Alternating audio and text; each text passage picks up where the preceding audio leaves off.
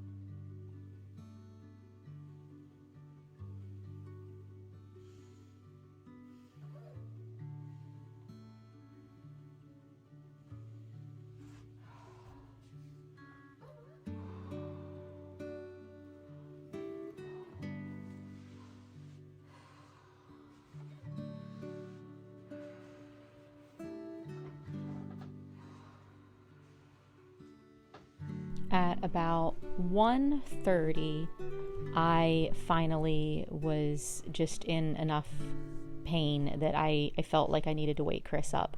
Even just for that emotional support. I just needed to have someone to talk to and just to help keep my mind off of things.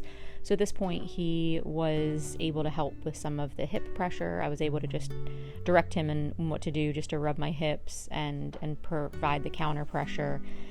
And that is when we started getting the birthing tub ready, and we're trying to contemplate whether we should fill it up or not, because I truly had no idea how long I was going to labor for. I didn't want to fill it up too soon and then the water get cold because it was cold outside, and just kind of, I didn't want to mess that timing up.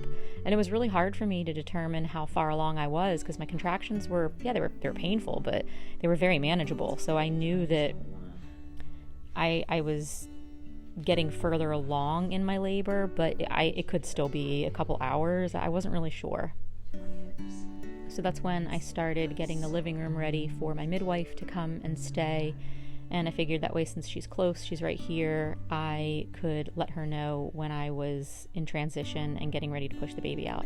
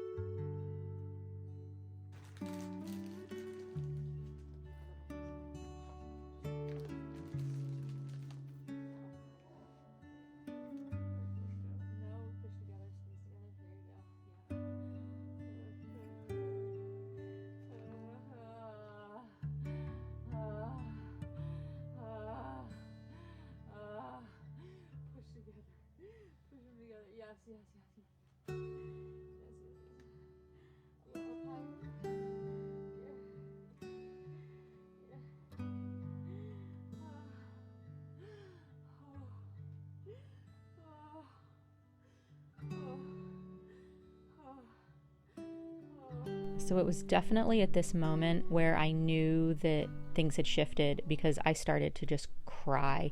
I was weeping, crying. I knew that that was a sign that I was slightly emotionally unstable, which means that my hormones are going crazy. So I had a good old cry fest here, and at that point it was like, all right, this is go time.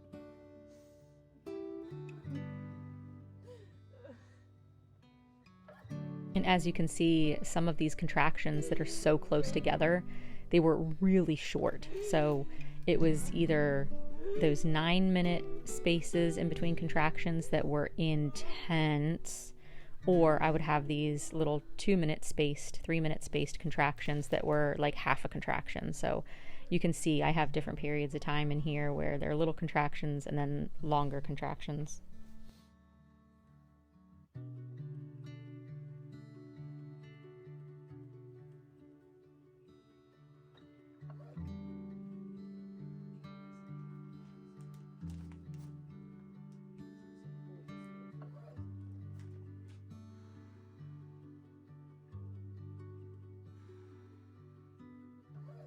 And then shortly after I got in the birthing tub, I was hit with a big wave of nausea. So I climbed out of the birthing tub because I couldn't get a puke bucket quick enough. I hollered for Chris to run in and get it, but I was afraid I was going to puke over the side of the birthing tub. So I didn't want all that in here. I didn't want all that mess around there. So I climbed out of the birthing tub on my hands and my knees and went over to the edge of the tent area into the garden, and figured if I was going to hurl, then that would be the best place. So that's obviously another sign that I am super, super close.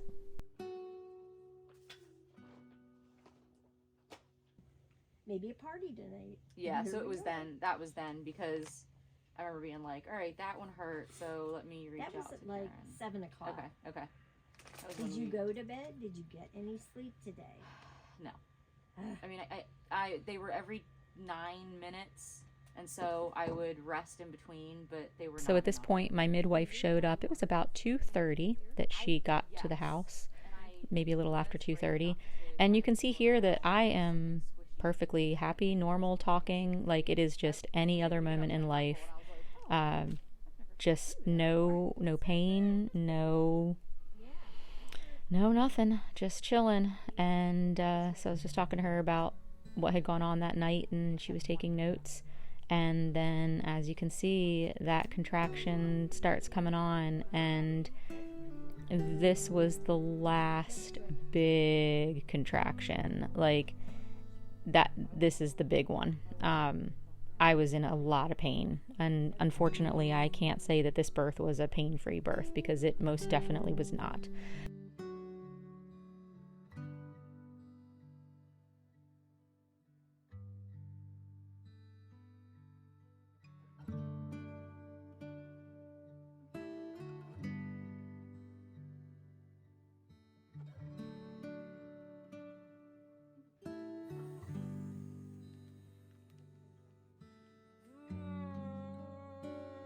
And so, for those of you that do not know, when you are having these contractions, the best thing that you can do is really open up your jaw and produce a low sound.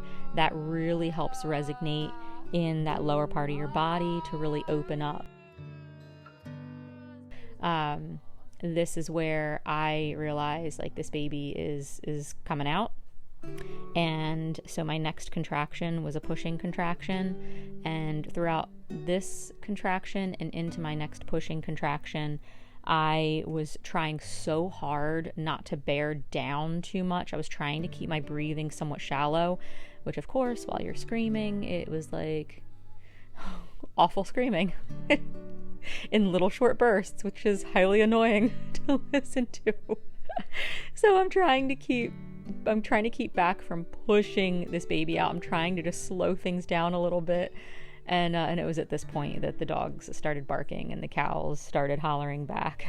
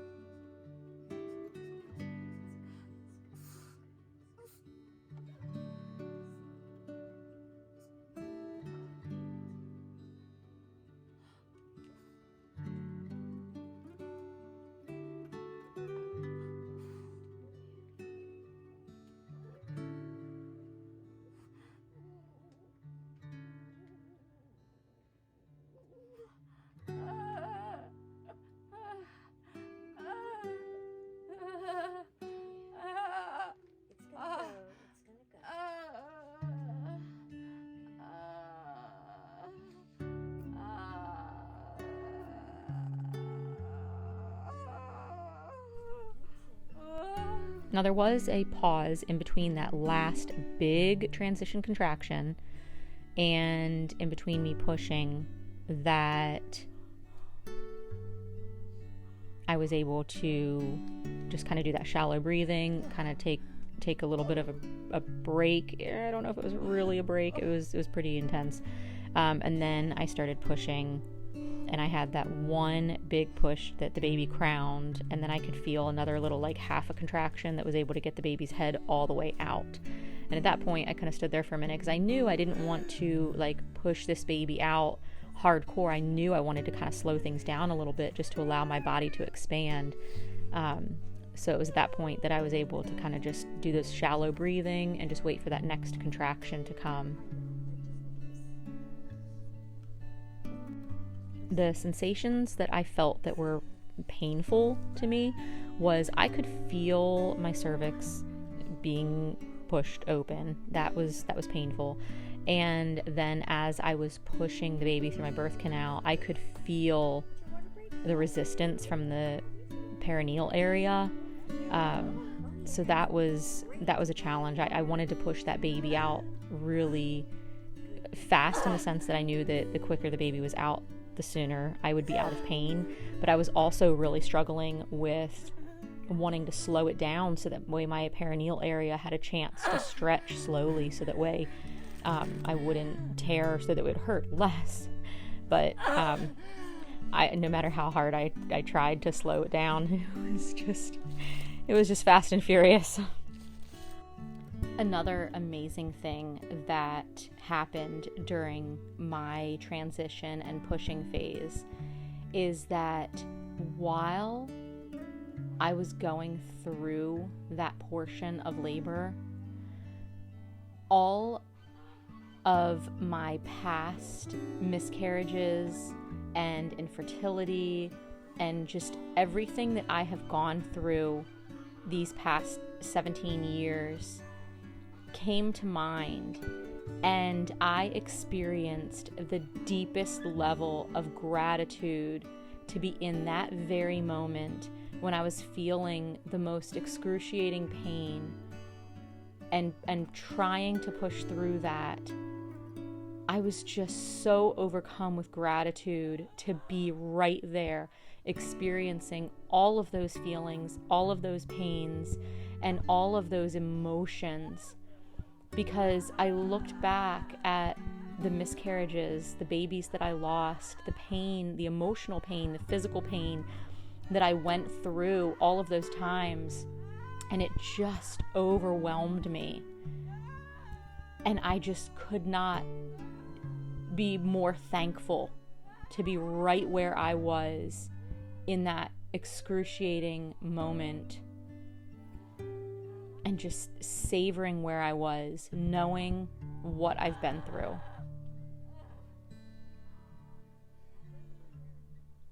And I just thank God for that coming to my mind at that pivotal moment in my labor and delivery.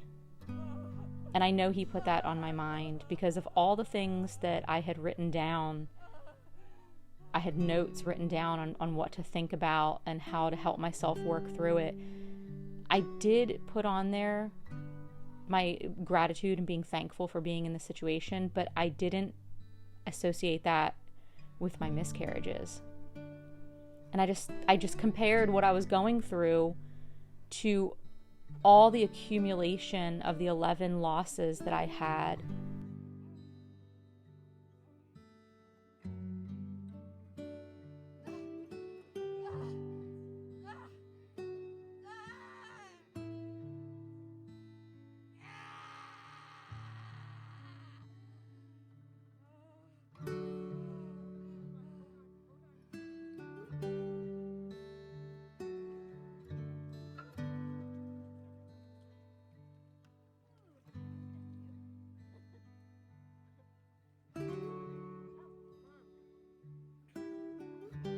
And then truly, once those shoulders are out, I mean, the last push, it's shoulders and the whole body. I mean, that thing comes flying out like a squid. So it's the head and the shoulders. And once that's done, it's just, the pain is completely gone at that point. I mean, once that little baby is born, it is just, bam, it's over.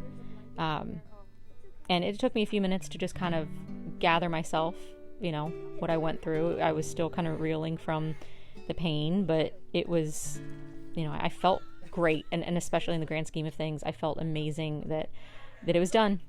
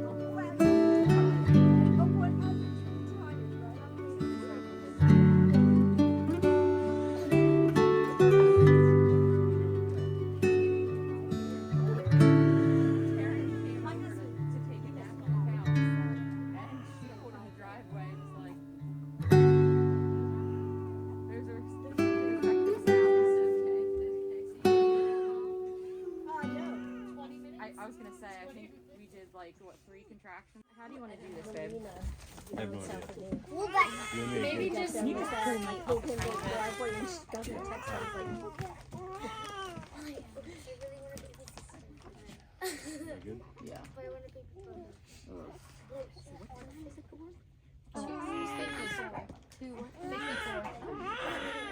yeah, it's like, there we go. Pretty new.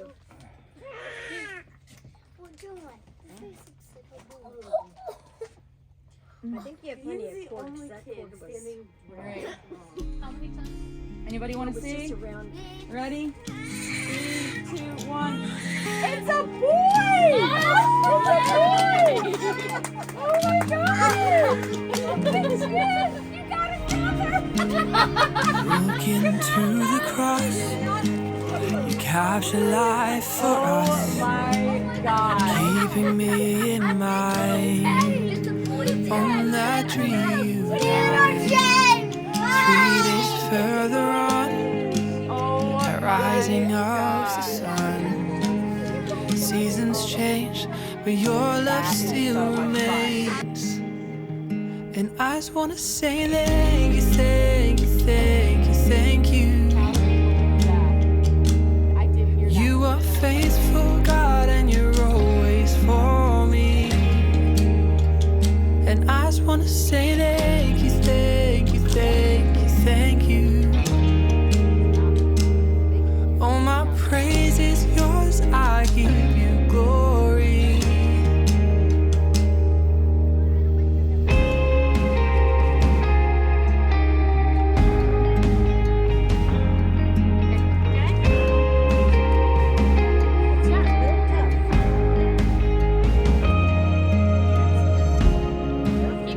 Made a home in me, and Lord, you never leave.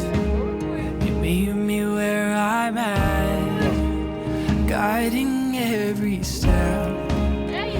Never part our ways. My heart, your dwelling place is you and me and you forever. And I just wanna say thank you, thank you, thank you, thank you. You are faithful, God, and you're always for me. And I just wanna say thank you, thank you, thank you, thank you. All my praise is yours, I give you glory. Wow. Dad got it right.